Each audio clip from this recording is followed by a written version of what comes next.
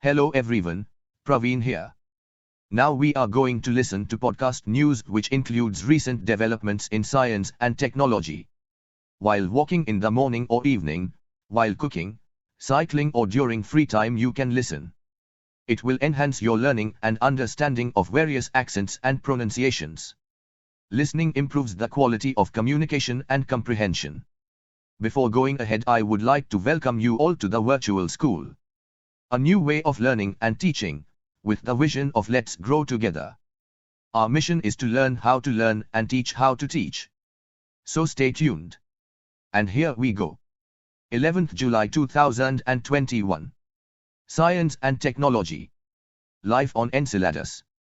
A study published in the journal Nature Astronomy analyzed data collected by Cassini spacecraft from the giant water plumes erupting from Enceladus, one of Saturn's moons. The study has concluded that these data imply either microbial activity or processes not involving life forms but which are very different from those known to occur on Earth. The study thus holds the tantalizing possibility of evidence of microbial life on Enceladus. Tipping point. The current rates of plastic emissions across the globe may trigger effects that it may not be possible to reverse, according to a study published in the journal Science. As of 2016, total emission of plastics into water bodies was between 9 and 23 million metric tons per year. If things continue as they are, this is expected to double by 2025. Plastic pollution, together with environmental triggers, can lead to exacerbation of climate change, ocean biodiversity loss, the study speculates. Can schools be reopened during the pandemic? It is more than a year since the first nationwide lockdown to contain COVID-19 in India started in March 2020, when schools were closed. Tarun Bhatnagar. By the end of June 2021, over 150 million children in 19 countries were either attending virtual classes or had no schooling at all.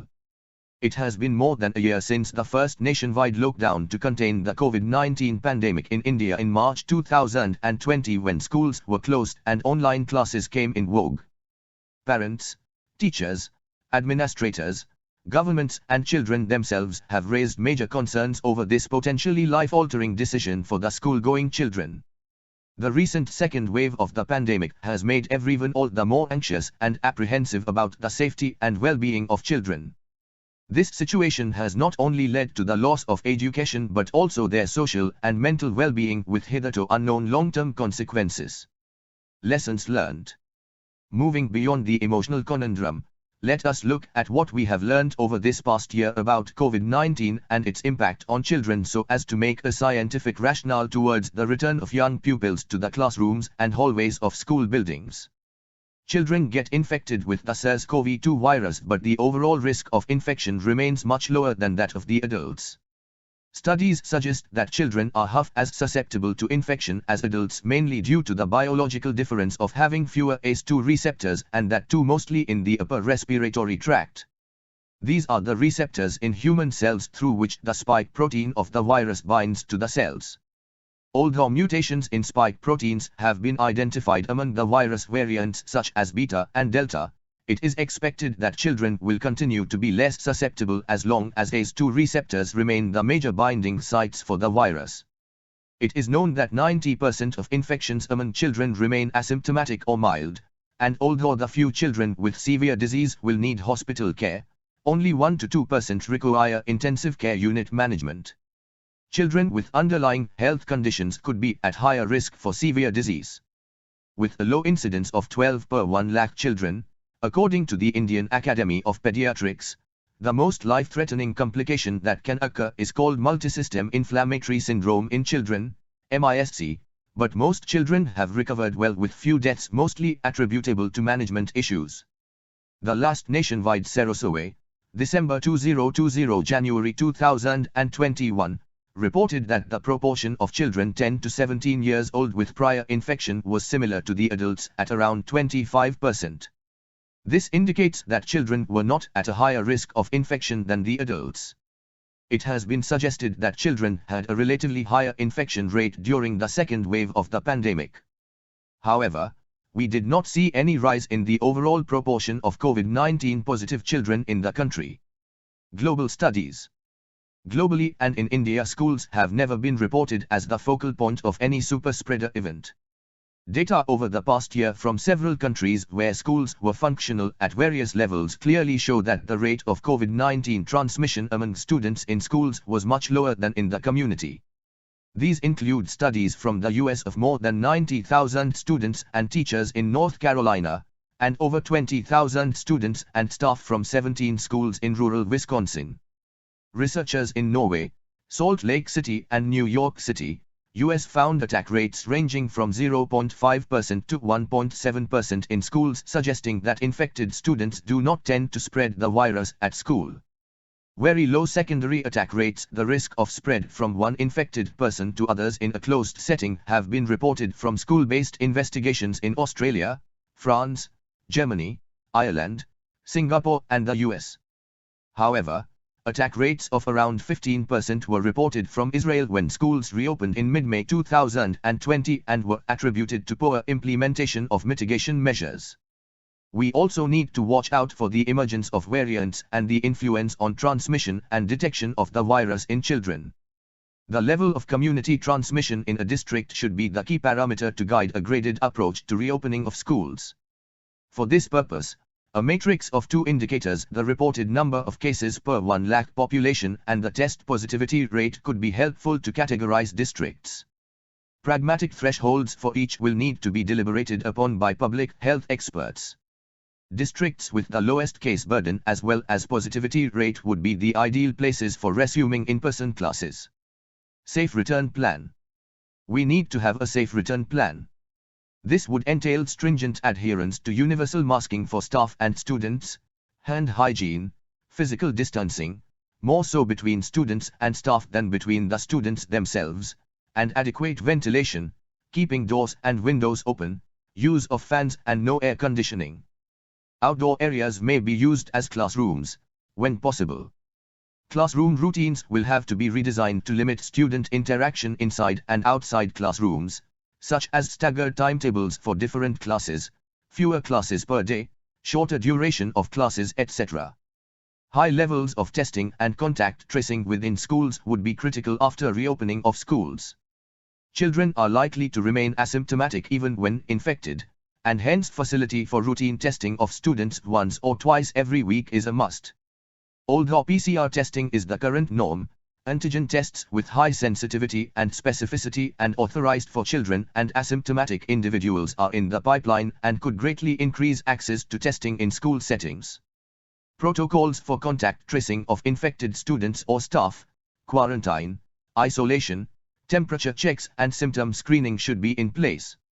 Younger children seem to be less likely to get sick or transmit the virus than teenagers and adults. Modeling studies indicate that reopening secondary schools will impact community transmission more than reopening primary schools.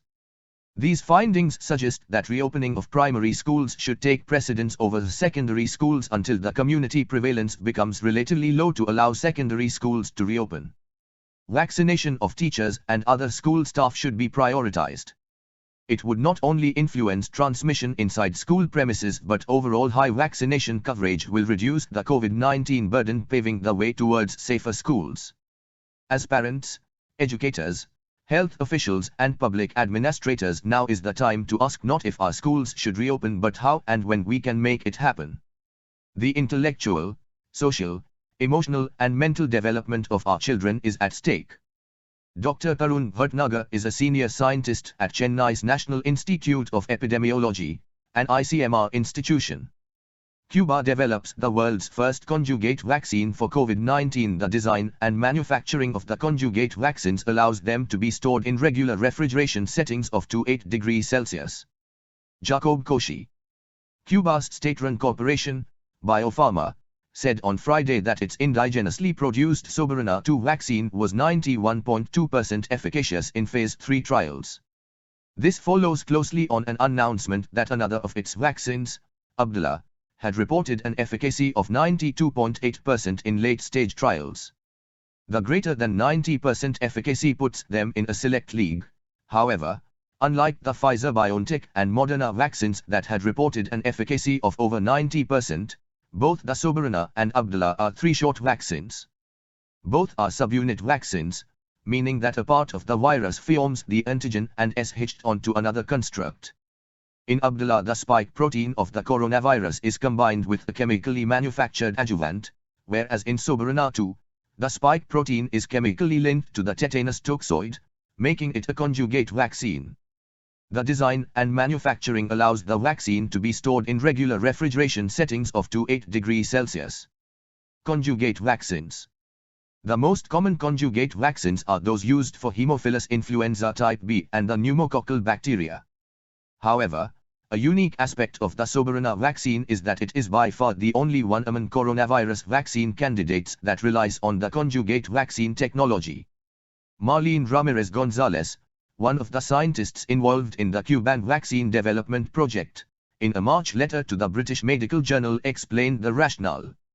The Caribbean islands for vaccine candidates against COVID-19 are developed as subunit vaccines, one of the most economical approaches and the type for which Cuba has the greatest know-how and infrastructure.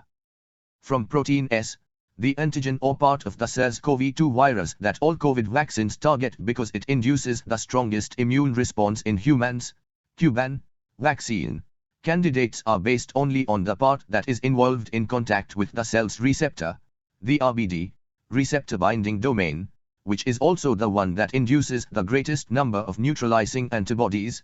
Cuba had already developed another vaccine with this principle.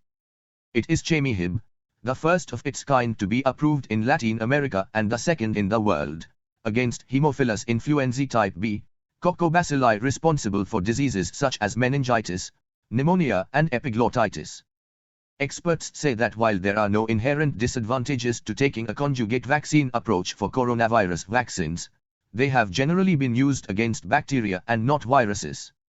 The two parts of a conjugate vaccine are typically connected by chains of polysaccharides, according to epidemiologist and public health expert, Chandrakant Lahria, and they generally induce a weaker immune response in young children.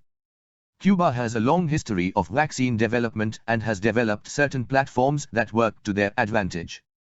So it makes sense for them to adopt this route. There is nothing inherently disadvantageous, though, to this approach, he said. Effective response. For an effective vaccine response, not only antibodies but even killer T cells, or those produced by the immune system and capable of destroying infected cells, must be produced.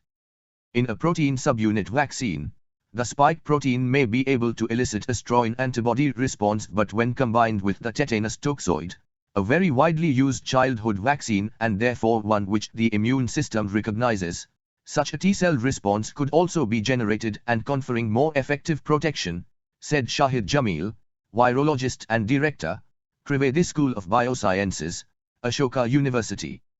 He added that while there could be logistic concerns with the 3-dose vaccine, it wasn't right to compare efficacies of various vaccines as those numbers had different contexts. Every vaccine's efficacy results are in comparison to placebo, and not against another vaccine. Each trial was done differently. While the efficacy results of the Cuban vaccines haven't been published in peer-reviewed journals, that the vaccines have been developed entirely by the public health system and amidst a US trade embargo, are among the reasons why they have evoked interest in several other Caribbean countries as well as beyond. Global response.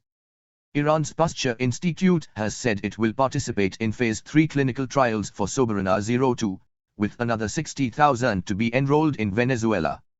Other countries including Mexico, Jamaica, Vietnam, Pakistan and India have expressed an interest in the Cuban vaccines, as has the African Union, on behalf of all 55 of the African nations. Cuba, which exports medical services, has said it will apply different rates for vaccines depending on the importer's ability to pay. The 2020 Millennium Technology Prize goes to Balasubramanian and Klienerman for DNA sequencing techniques. Perfect Blend, the work of Shankar Balasubramanian, Wright, and David Klienerman brings together science and innovation. Millennium Technology Prize. Millennium Technology Prize. The 2020 Millennium Technology Prize, announced in May, has been awarded to Shankar Balasubramanian and David Klienerman, for their development of revolutionary DNA sequencing techniques.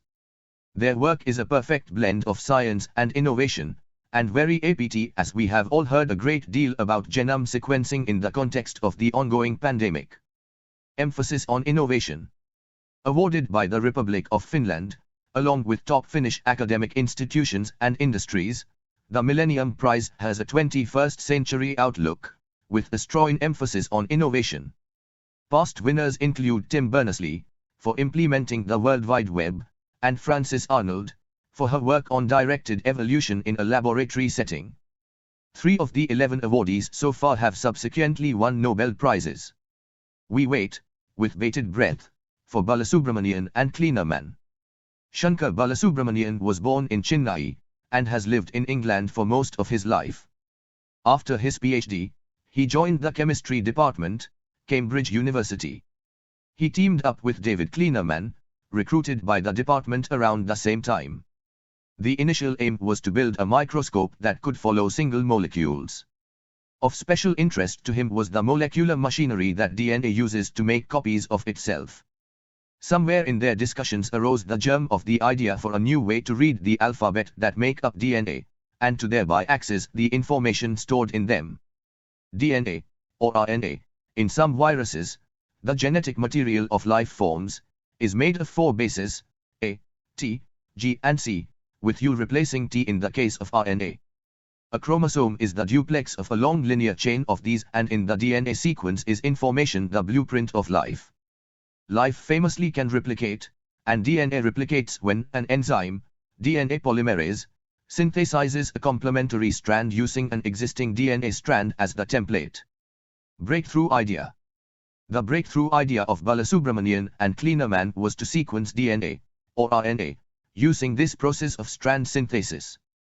They cleverly modified their ATGC bases so that each shone with a different color.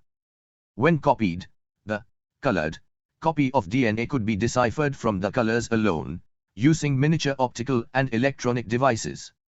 A very significant advance in their next-generation sequencing, NGS, method lies in the size of DNA that could be sequenced at one go. More than 1 million base pairs can be sequenced, which translates to hundreds of genes or even the whole genome of an organism.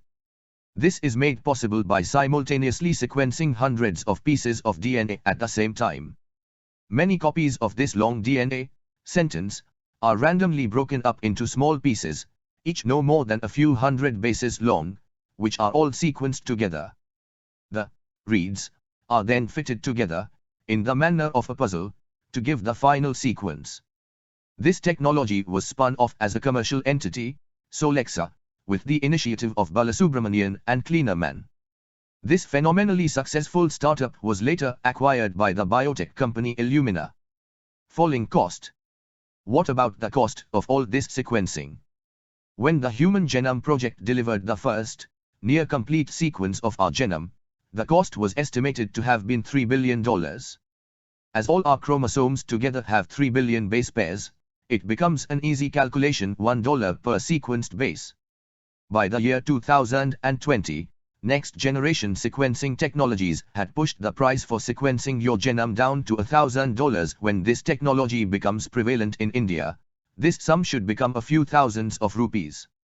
To think that a coronavirus genome has not 3 billion but 30,000 RNA bases, not surprisingly, this has resulted in an explosion of data on the genomes of the novel coronavirus and its variants. Health authorities in the United Kingdom have sequenced the viral genome of 1 out of 16 people who have tested COVID positive. The popular genomic data sharing site GeoCid has over 2 million submissions of CoV-2 genomic sequences, from 172 countries. NGS has been at the heart of monitoring the spread of viral variants across the globe, and tracing the source of outbreaks. Shankar Balasubramanian continues to run a fine laboratory, focused on the design of therapeutic molecules that would tune down the uncontrolled expression of certain genes, and so control the damage they cause in conditions such as cancer. This article has been written by D. Balasubramanian in collaboration with Sushil Chandani, who is a professional computational biologist. sushilchandani@gmail.com. Scream signals. Do humans perceive joyful or fearful screams more strongly? Most often, A human scream signals fear of imminent danger. But screaming can also express joy or excitement. For the first time, researchers University of Zurich have demonstrated that non-alarming screams are more efficiently perceived and processed by the brain than their alarming counterparts. The researchers investigated the meaning behind the full spectrum of human scream calls. The results revealed 6 emotionally distinct types of scream calls indicating pain, anger, fear, pleasure, sadness and joy. They found humans respond to positive screams more quickly and accurately and with higher neural sensitivity than to alarming screams. In the trials, 12 participants were asked to vocalize positive and negative screams that might be elicited by various situations. A different group of individuals rated the emotional nature of the screams, classifying them into categories. The brain activity of participants listening to the screams was monitored using functional magnetic resonance imaging, fMRI, to know how they perceived, recognized, processed and categorized the sounds. They found different brain regions showed much more activity and neural connectivity when hearing non-alarm screams. It's highly possible that only humans scream to signal positive emotions like great joy or pleasure. Unlike with alarm calls, positive screams have become increasingly important over time, Sascha Frühauf says in a press release. Thank you. Thank you so much for watching this video as a podcast. Do like, share and comment. Press the subscribe button and hit the bell icon to get new notifications. Thank you.